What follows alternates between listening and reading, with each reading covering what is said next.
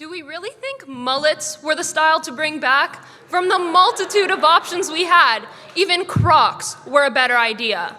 Over the years, many trends have gone viral, from the Ice Bucket Challenge to the Floor is Lava Challenge, and I'm certain most of us have partaken in at least some of them, which reveals much about us. Fellow Gen Zers, we should either consider changing everything about ourselves drastically, or we should be obliterated. I truly do not think we have what it takes for long-term survival. We constantly complain about all the change our world desperately needs and proceed to do nothing about it. We are shamefully influenceable, and our vocabulary is quickly deteriorating.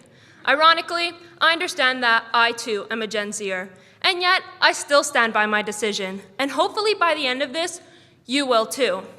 Firstly, we constantly complain about the essential changes our world desperately needs and proceed to do nothing about it. We rant and complain about how difficult our lives are and how the planet is dying, and yet we won't turn off Netflix long enough to make a difference. We watched Greta Thunberg's videos for a while because they made us feel better. The videos caught our attention, or more likely, we just got caught up in the moment. We dismissed all the walks, the fundraisers, the recycling efforts we'd put into place. Within moments, we were ready to abandon all the damage we had previously complained about, and instead, we grabbed a bowl of popcorn, sat on the couch, and turned on Tiger King. I wonder whether it's the lack of will or the lack of commitment. Either way, we're hypocrites. Secondly, we are too susceptible to the influence of others. Take into consideration the controversial show Squid Game. We brought this violence into school. Why did we make hurting and bullying others acceptable? All it took was a popular show to forget all of our values and common sense. We chose to resort to physical violence because it was shown on a screen. Another example of our lack of autonomy was shown when we decided to glue our upper lips to our faces, once again inspired by the media. As soon as we saw this new aesthetic hack, we forgot that glue should be used for arts and crafts and not to contort our faces into resembling celebrities.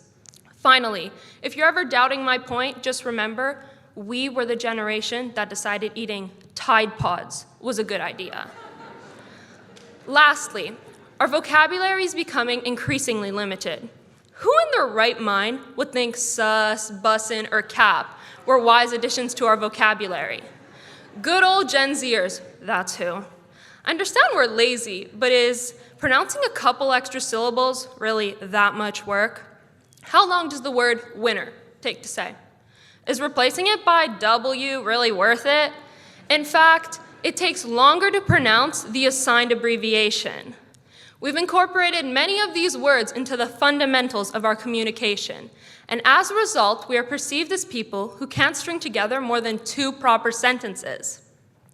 To conclude, annihilating Gen Z would be beneficial to humanity's health, sanity, and overall well-being. The obliteration of this generation would reduce the number of complaints about never-ending problems, would rid us of an all-too-influenceable society, and we'd be able to return to a sophisticated, eloquent vernacular. Imagine being the generation that solved climate change, had a solid sense of self, and articulated ourselves like the love child of Maya Angelou and Robert Frost. Even we wish we weren't the mullet-sporting, self-obsessed generation everybody loves to hate. But alas, it's too late for that. I think it's time for a clean slate.